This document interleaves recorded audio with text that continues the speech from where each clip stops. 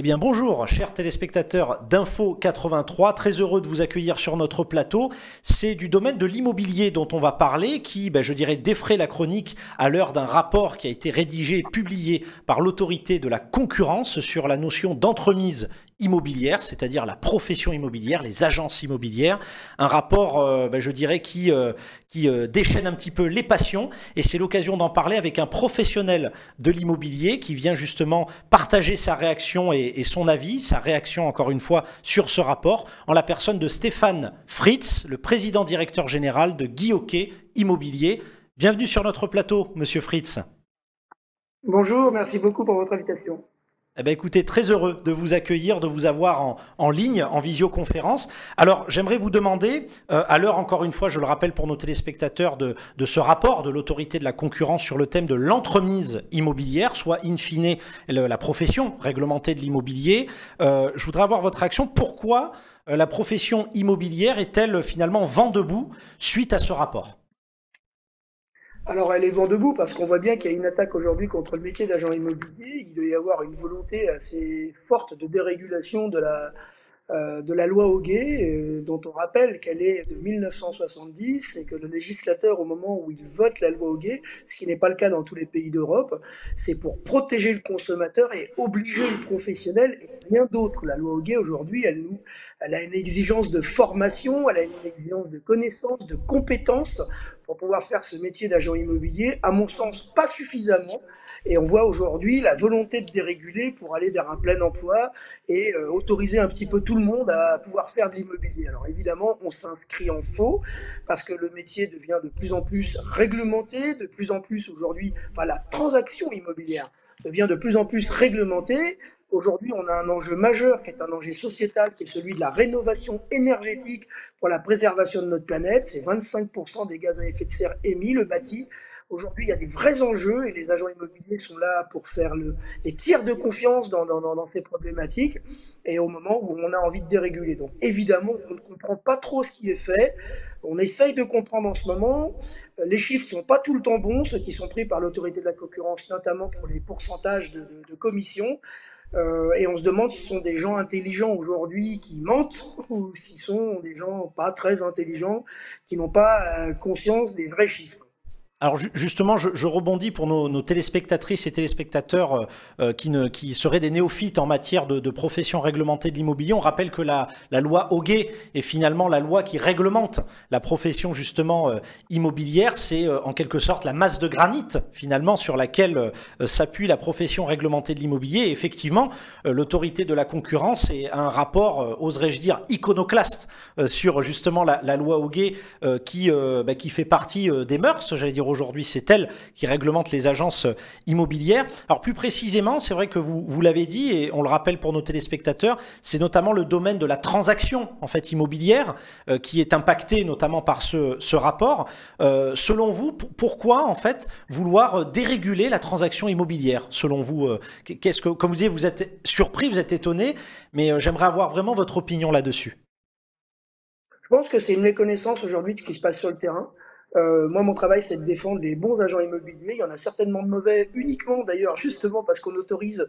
Alors, moi, j'ai rien contre les réseaux d'agents mandataires parce que je pense qu'aujourd'hui, ils servent les Français là où on peut pas le faire et que ça fait partie du modèle. Ils sont aujourd'hui 45 000.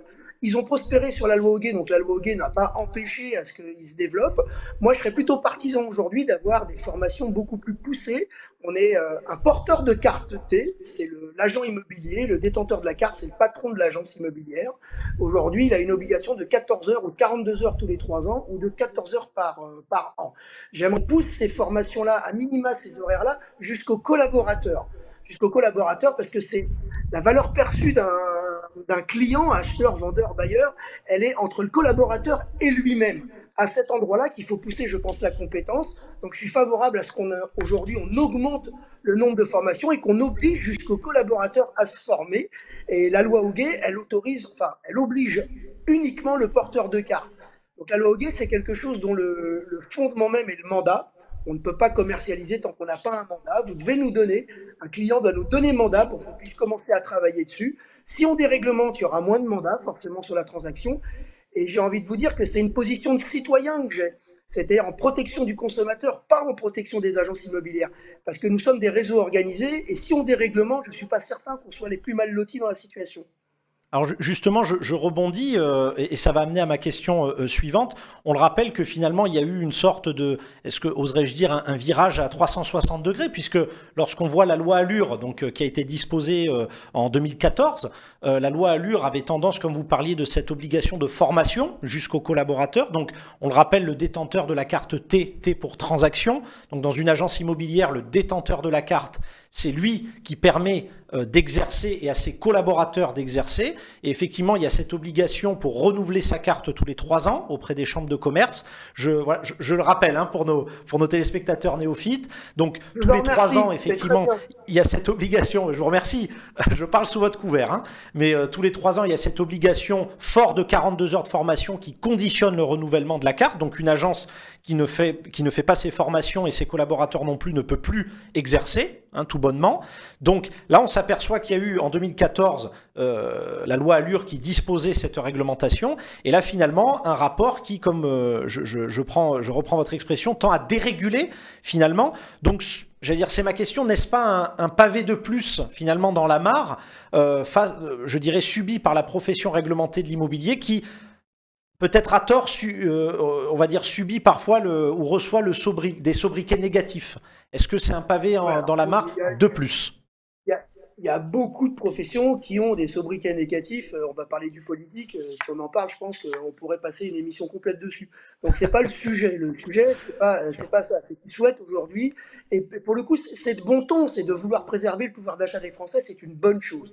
Aujourd'hui, ils le font. Ils pensent qu'ils vont faire descendre la commission moyenne aujourd'hui en France, considérant qu'elle est beaucoup plus importante qu'en Europe. Déjà, c'est faux, le marché est extrêmement concurrentiel, et si vous n'avez pas envie aujourd'hui de travailler avec un agent immobilier, vous pouvez travailler avec des plateformes full web, vous pouvez travailler avec tout digitalisé, vous pouvez travailler de particulier à particulier, et je ne parle pas seulement du site, mais aussi vous pouvez le faire de gré à gré, si vous le souhaitez.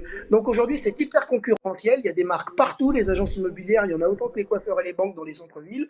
Donc ce n'est pas un problème de concurrence qui va faire baisser les prix, c'est une question de service. Alors aujourd'hui, ils veulent, enfin, leur calcul est qu'ils vont économiser en faisant descendre le prix de la commission, ou le montant moyen de la commission, ils vont faire économiser 2,9 milliards aujourd'hui aux Français. Ce qui est de bon ton au démarrage. C'est de bonne augure de vouloir faire économiser de l'argent aux gens, aux ménages les plus faibles. Mais la réalité, c'est que ça ne fera pas ça, parce qu'il y a une concurrence qui est déjà bien appliquée et hyper concurrentielle. Et puis il y a une autre chose, par contre, s'ils veulent une autre idée, c'est qu'aujourd'hui, le logement dans son entier, c'est 90 milliards d'entrées pour 40 milliards d'aides. Il y a 50 milliards d'excédents. S'ils ont envie de faire baisser aujourd'hui la pression justement de l'immobilier sur les ménages français, ils ont 50 milliards avec lesquels ils peuvent le faire.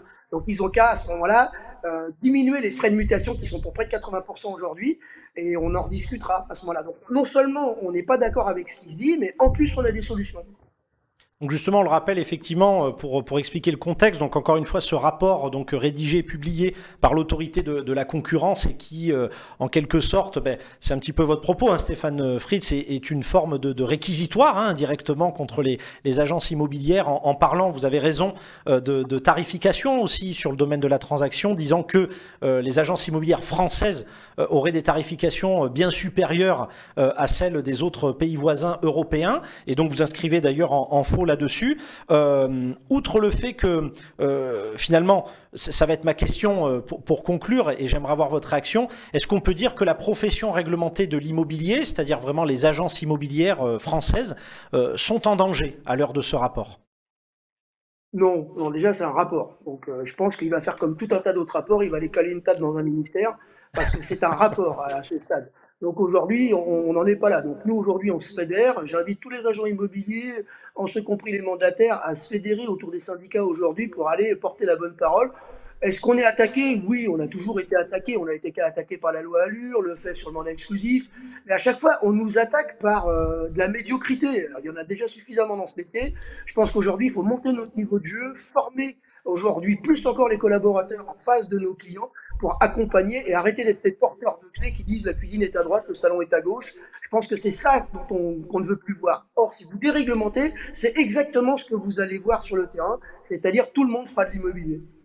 Oui, c'est-à-dire, ouais, bah, en somme, vous m'arrêtez si je me trompe, ce que vous proposez, c'est encore une formation accrue, finalement, d'encore plus d'exigences, plutôt qu'une dérégulation de la loi Hoguet, finalement, qui réglemente ce métier. Le sens inverse, exactement, c'est-à-dire mieux former et mieux obliger, le plus obliger, nous obliger à être meilleurs formés, à apporter de meilleurs services aux gens. Les gens, on l'a vu, il y a des pure players comme Propriou, pour pas le citer, qui en 2017 fait une com fixe, puis ensuite a une augmentation, puis ensuite au pourcentage, puis après il a commencé à chercher des locaux, et il dit 4 ans plus tard, si j'avais su, j'aurais changé mon modèle économique, si j'avais su que les Français ne souhaitent pas un prix, ils souhaitent un service. C'est pas le problème du prix. Ils veulent par contre toucher du doigt ce qu'ils ont acheté. Ils veulent être accompagnés. Et la majorité qui ont aujourd'hui des bons agents immobiliers en face d'eux ne se posent pas cette question. Ah bah écoutez, je vous remercie infiniment Stéphane Fritz pour votre réaction, Merci votre pour votre témoignage. invitation. On le rappelle pour nos téléspectateurs, vous êtes le président-directeur général de Guy Hockey Immobilier, donc une institution hein, de l'immobilier en France. Et bah écoutez, espérons effectivement, pour vous emboîter le pas, que bah, les syndicats professionnels de l'immobilier ou également cette profession, bah écoutez, va réussir à surmonter, comme vous disiez, cette énième diatribe, oserais-je le dire, hein, contre votre métier qui est, c'est important de le rappeler, on a eu l'occasion d'en parler plusieurs fois sur notre plateau, qui est un métier réglementé. C'est important de le souligner. Pas tout le monde, comme vous le soulignez, à ce jour ne peut être agent immobilier, administrateur de biens ou syndic de copropriété. Donc merci infiniment. Merci à vous.